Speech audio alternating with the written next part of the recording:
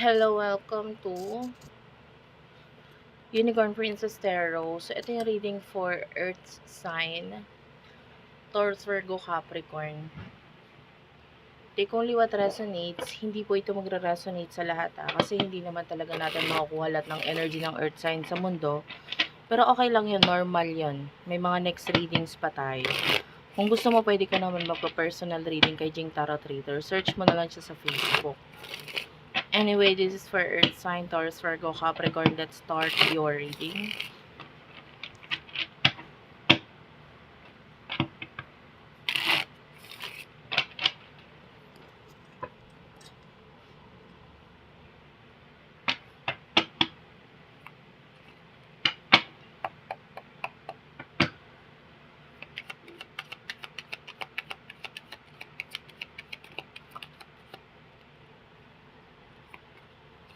Three of Wands is here.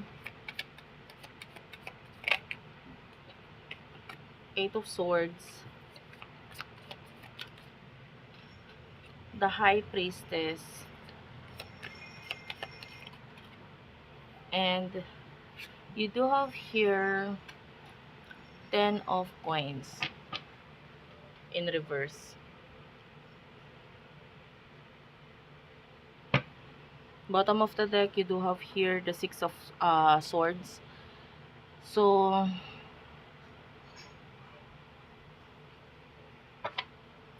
I feel like sa ginagawa mo ngayon, marami kang taong na napapasunod or naniniwala sa'yo. And they do believe na kung ano man yung gawin mo, sabihin mo, ay makakatulong para sa kanila. Like you are the person na nakikita nila na maybe a guide or a leader for them. And with the Eight of Swords,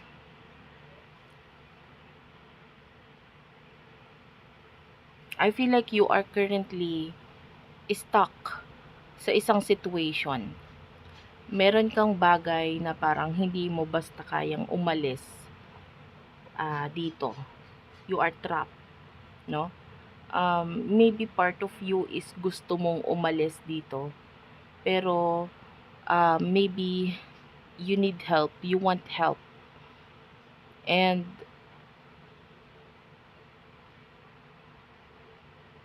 pagdating for some of you dealing with love or connection, pagdating sa love, you have a lot of, sabihin na nating bagay na nakakapagpa-stress sa'yo pagdating sa person na kakonect mo. Part of you ayaw mo nang isipin itong taong ito. Okay? Financially, medyo may mga problem tayong nakikita sa'yo ngayon.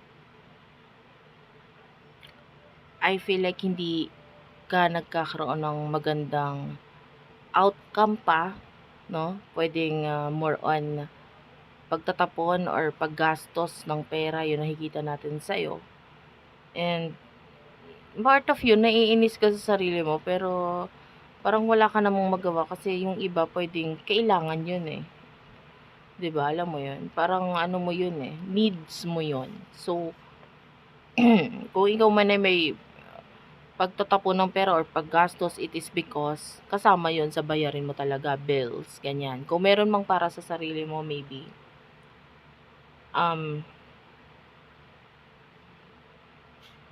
hindi naman siya gano'n kalaki na magko-cause ng pagkaubos or pagpapadami ng gagastusin mo. Kumbaga konti-konti lang. Anyway,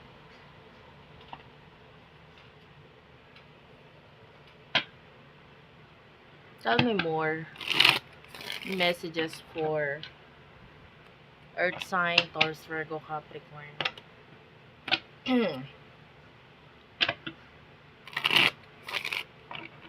Take only what resonates, guys. For Earth sign, please. For Earth sign, please. Messages for Earth sign.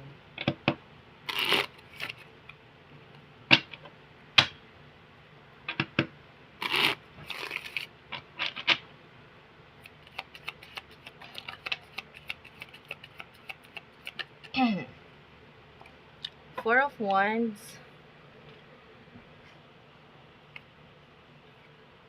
the Hermit, Five of Coins, yeah, that's you, Earth sign, Taurus, Virgo, Capricorn. You do have here Six of Wands. Okay. For some of you, kung may mga investment kang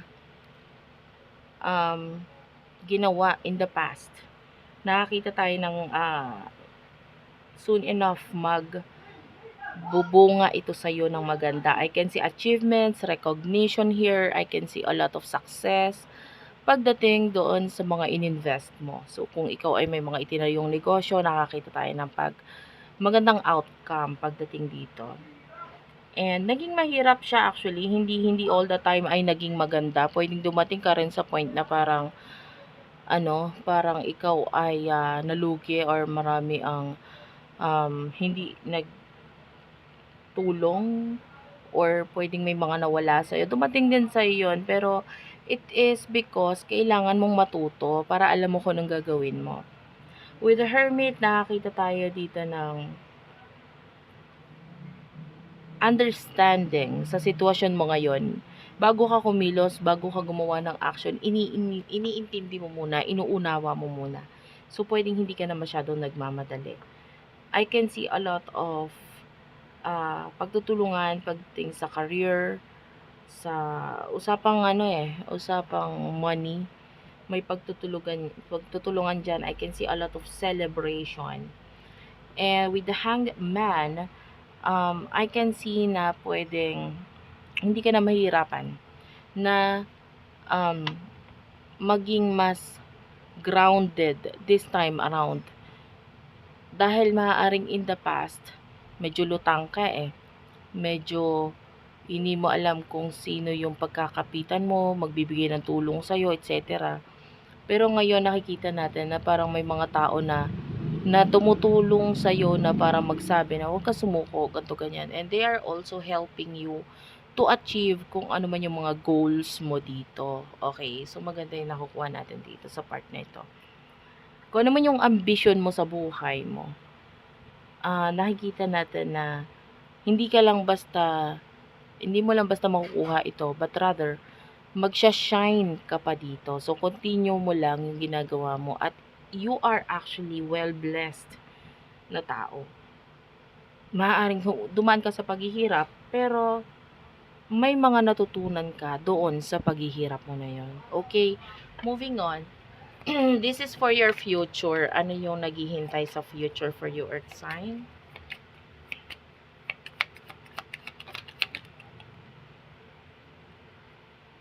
Masyadong marami ito. I will not take this. Magician is here. The Magician.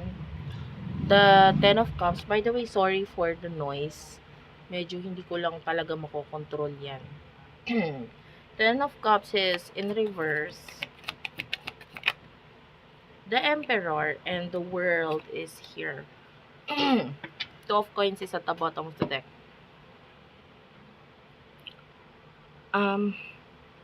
With the Magician, I can see you being resourceful. Magaling kang palawakin or gamitin kung ano man yung mga bagay na meron ka ngayon. Okay? Maybe nasa pwesto or nasa posisyon ka na as much as possible ayaw mong masayang yung mga bagay sa paligid mo. So, yung iba sa inyo, nire-recreate mo yon. Yung iba nakakakita ko ng pagre-recycle in the near future na pwedeng makapagpabago sa sitwasyon mo. I can see na malaki ang may tutulong ng kung ano man itong bagay na sa halip na itapon ay ni-recycle mo. So, I can see this message na parang with the Ten of Cups, kung ano man yung hindi stable sa buhay mo, pwedeng ito yung pag-focusan mo in the near future dito. I can see you being this person with the Emperor. Maaasahan ka talaga sa lahat ng bagay at nakikita natin na ipapakita mo talaga yon. And with the World, Um, pagdating sa love, no, I can see completion. So, kung sino man itong person na ka-connect mo, nakikita na natin na natatapos na kung ano man yung cycle sa inyong dalawa or yung paulit-ulit na nangyayari sa inyong dalawa nitong person na ito. With the two of coins at the bottom of the deck, I can see priorities dito, pagbabayad ng mga dapat bayaran in the near future for you. Which is ang maganda dito, may pangbayad ka naman. And with the King of Coins, um, I feel like the advice for you is wag mo munang isipin masyado yung sarili mo, kung ano man yung mga wala sa'yo. And with the Ten of Swords, I feel like may mga something kang dapat tanggalin sa sarili mo. Yeah. Maybe yung kailangan mo tanggalin is pagiging selfish. Maybe may mga times na ang iniisip mo lang is yung sarili mo. Yeah, you have to tanggalin yung ganon. And yeah, for that's it for now. Thank you for watching. I love you. Yung iba parang luho, yung kailangan tanggalin. So medyo bawasan. Kung hindi man completely matanggal, bawasan. Thank you for watching, guys. I love you all and bye-bye.